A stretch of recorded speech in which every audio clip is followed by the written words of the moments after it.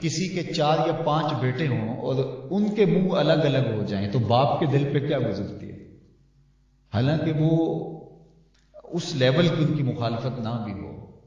تو، لیکن باپ جب شام کو گھر آتا ہے تو بیٹے الگ الگ سے جو ہے وہ بیٹھے ہوتے ہیں، تو ایک باپ کا تو دل خون کے آنسو ہوتا ہے، ماں پہ کیا گزرتی ہے کہ ان کو میں نے جو ہے وہ جنم دیا، پالا پوسا، جوان کیا، ان کے منہ میں لقمے ڈالے، اور اب ہم بوڑھے ہو گئے ہیں اور یہ ان کی حالت ہے کہ یہ ایک دوسرے کے ساتھ بیٹھ کر کے بات نہیں کرنا گوارا کر رہے، حالانکہ ماں باپ کی وہ خدمت کر رہے ہوتے ہیں، ہر ایک خدمت کر رہا ہے، لیکن آپس میں نہیں بیٹھ رہتے تو ماں باپ کو خوشی نہیں ہوتی۔ تو اگر وہ آپس میں بیٹھ کے خوش گپیاں کر رہے ہوتے ہیں تو ماں باپ ویسے ہی جوان ہو رہے ہوتے ہیں۔ تو اگر میرے 5 بیٹے، 6 بیٹے، 8 بیٹے، آپ کے 5 بیٹے، 6 بیٹے، 10 بیٹے اگر آپس میں اکٹھے نہ بیٹھے ہوں اور آپس میں الجھ رہے ہوں اور آپس میں اگر وہ گریبانوں کو ایک دوسرے کو پکڑ لیں تو ماں تو وہیں جو ہے وہ صدمے سے نڈال ہو کے گر پڑے گی کہ یہ کیا ہوا۔ تو جب ماں اور باپ اپنے بیٹوں کو آپس میں لڑتا ہوا اور متفرق اور متشدد نہیں دیکھ سکتا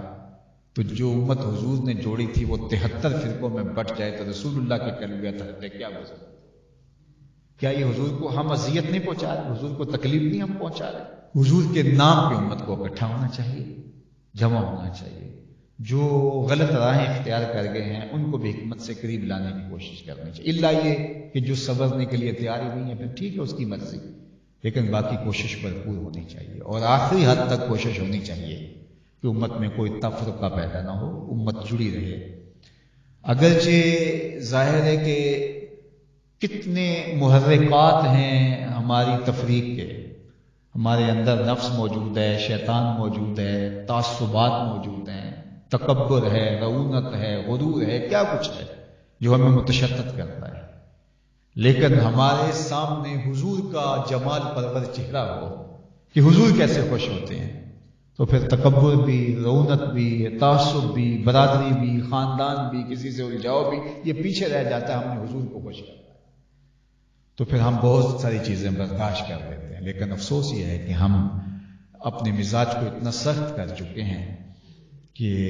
یہ چیزیں تو خیر آج کل میں سمجھتا ہوں کہ بیان کرنے بھی مشکل ہو گئی ہیں، جس قدر اختلافات اتنے اوپر چلے گئے ہیں، لیکن بہرحال ہم نے تو وہی کہنا ہے جس کو ہم حق اور درست سمجھتے ہیں۔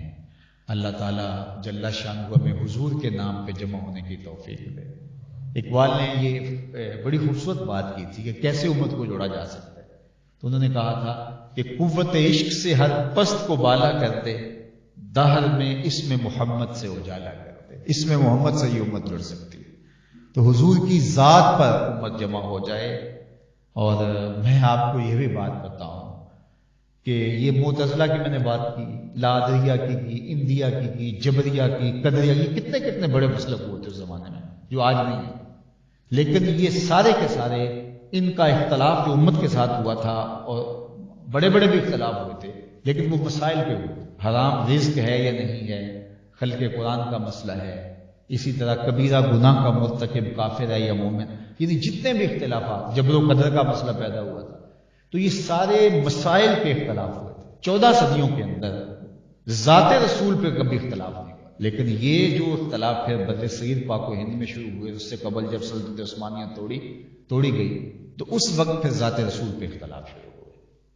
اور اس کا پھر نتیجہ یہ ہوا کہ پھر امت میں اتنی بے برکتی آ گئی کہ جڑنے کے راستے بھی مسدود ہوتے نظر آنے لگے۔ تو اس لیے حضور کے نام سے ایک ذرہ برابر بھی ہمیں نہیں سرکنا چاہیے، اور یہاں بات کرنے سے قبل بھی 100 بار سوچنا چاہیے۔ علماء نے تو کہا کہ اس معاملے میں جرأت جو ہے وہ بھی سلب کر دیتی ہے ایمان، تو لیکن اس بات پر گفتگو کی گئی اور اس بات پر سب کچھ ہوا، اور پھر آج جو کچھ سامنے ہے ہمارے، وہ صرف پاکستان میں نہیں ہے، پوری دنیا میں ہی۔ اب میں تو یہ سمجھتا ہوں کہ شاید جو دنیا کے مذاہب ہیں ان کو آ کے حضرت عیسیٰ جوڑیں گے اور مسالک کو آ کے حضرت امام مہدی جوڑیں گے، لیکن اس سے قبل ہمیں جو ہے وہ کوشش بہرحال جاری رکھنی چاہیے کہ سارے اس فکر پہ آ جائیں جو فکر میرے حضور صلی اللہ علیہ وسلم نے ہمیں دی ہے۔ تو یہ حضور کا حق ہے کہ حضور کی امت کے لیے دل میں نرمی ہو، شفقت ہو، رفقت ہو، امت کو جوڑنے کی سعی کی جائے، کوشش کی جائے، اور کم از کم مزید تفریق کی بدکاری نہ کی جائے اور حضور علیہ السلام کے ساتھ اپنے تعلق کو قائم رکھا جائے.